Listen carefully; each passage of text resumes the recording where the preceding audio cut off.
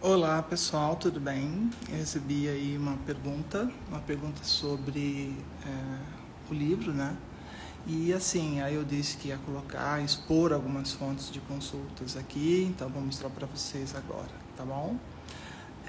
Estão tudo numa mesa aqui, então eu vou mostrando uma de cada vez, ok? Deixa eu ver se eu consigo virar aqui.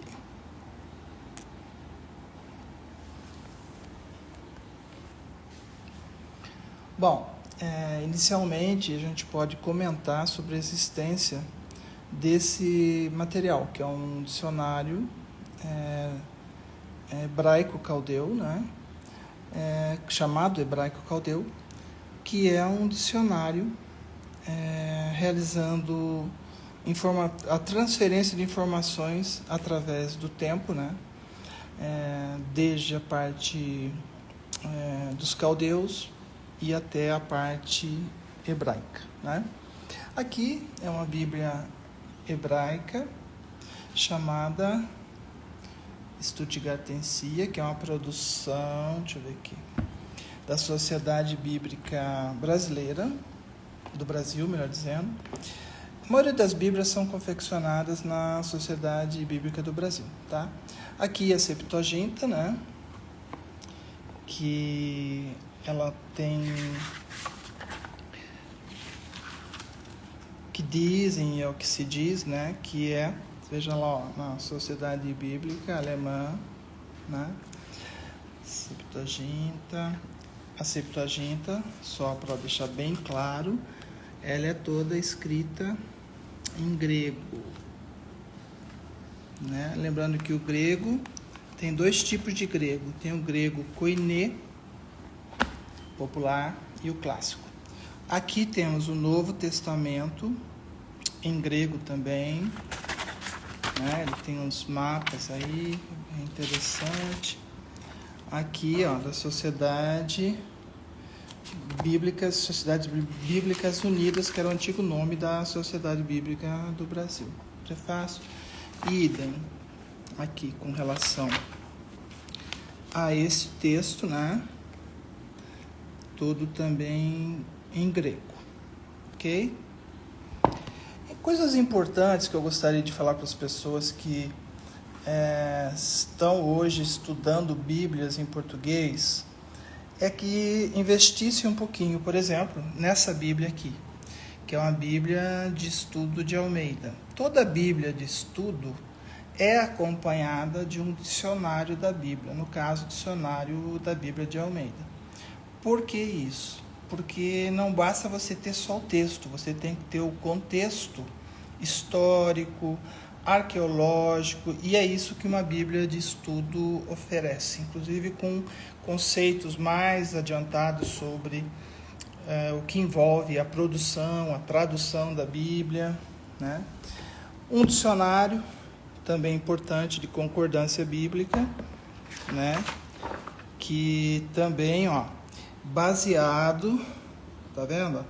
Na tradução de João Ferreira de Almeida. Então, se alguém fala assim, tem uma Bíblia de João Ferreira de Almeida, isso basta? Por óbvio, não.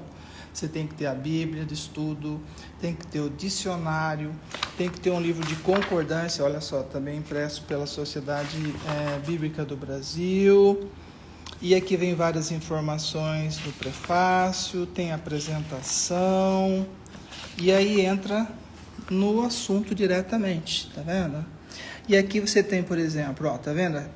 Letra A, né, aqui fala sobre as passagens onde você encontra determinados termos, por exemplo, aba, aí abá, né, que é pai, tá vendo aqui embaixo?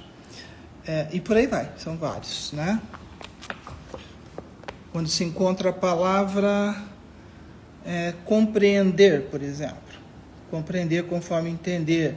E aí tem aqui uma concordância de todos os versículos que tratam sobre isso. Então, vamos pegar aqui um exemplo. Quando se fala, por exemplo, sobre espírito, olha só a quantidade de passagem que tem. Ó. São 2 páginas. Começa aqui, esse conceito de espírito conforme alma, mente, determinados contextos coração. Então, é isso aqui, tá? Então, é importante, repetindo, você ter uma Bíblia de estudo, um dicionário dessa Bíblia de estudo e uma concordância bíblica do mesmo texto. Isso ajuda, isso é importante. O que temos aqui? Sim.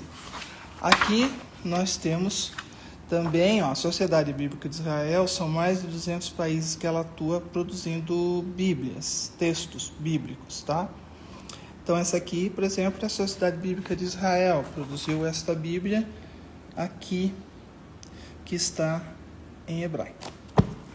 Lembrando que o hebraico você escreve da direita para a esquerda e você lê da mesma maneira, por isso que a Bíblia abre ao contrário, olha só, tá bom? Mais uma Bíblia em hebraico. E aí, dentro desse contexto dessa obra que eu estou trabalhando nela, desse livro que eu estou trabalhando nele, nós vamos tratar sobre uma comunidade que se chama Netzarim. Eu fiz um vídeo sobre os Netzarim, nós já trabalhamos alguns aspectos disso. Esse aqui, por exemplo, é o livro de orações dos Netzarim, né? Tem vários textos aqui. E aqui é uma coisa que acredito, raríssimas pessoas tiveram informação e acesso, que é a reconstrução do texto hebraico, que nas traduções, indevidamente traduzido, porque nome próprio, nome de lugar não se traduz, quando muito se translitera, que eu já falei sobre isso também, é o hebraico do livro que é traduzido Mateus, ok?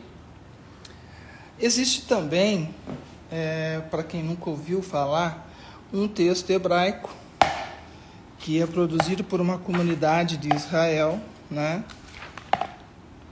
E ele também fala sobre as questões mais perto do hebraico, que foi encontrado nos manuscritos do Mar Morto. Então, a Caltave, que é o Primeiro Testamento, abre-se e faz-se a leitura da direita para a esquerda. Idem para todos os textos em hebraico. Aqui que está escrito Habrit Hadashah, que é o Segundo Testamento, traduzido incorretamente como Novo Testamento, já tem aqui essa parte em português. Então, essas são as fontes e inúmeras outras, obviamente. Existe, para quem não tem conhecimento, o Novo Testamento, hebraico-português, onde você tem de um lado o texto hebraico e do outro lado o texto em português. Ou seja, existem inúmeras opções e informações disponíveis sobre questões que envolvem textos escriturais, ditos originais, né? Então, assim, e existem essas descobertas recentes dos manuscritos do Mar Morto, que é uma coisa de 70, 72, 73 anos atrás que foi descoberto, que eu já comentei no outro vídeo. Então, isso aqui é só para responder a pergunta da amiga aí que tinha essa curiosidade sobre o que esse livro vai tratar. Então, nós vamos tratar sobre as traduções. O que se perdeu nas traduções? O que se acrescentou? O que se retirou? O que nas traduções existe que nos textos originais nunca existiram? E existem diversos versículos das Escrituras que sequer existem nos textos mais antigos e originais. E palavras que foram acrescentadas, que geram, inclusive, discurso de ódio nos dias atuais. Então, o objetivo é exatamente trazer à tona para essas questões serem debatidas claramente, honestamente, com honestidade intelectual e principalmente com compromisso em trazer a informação verdadeira, original, né? Então, Essa que é a nossa ideia de confeccionar um livro. Aproveitando aqui, eu vou dizer uma coisa que eu não comentei ainda, né? Muitas pessoas estão falando, Maria, continua aí no Instagram, etc e tal. A minha esposa está fazendo 2 pós-graduações e eu tenho um prazer enorme, né?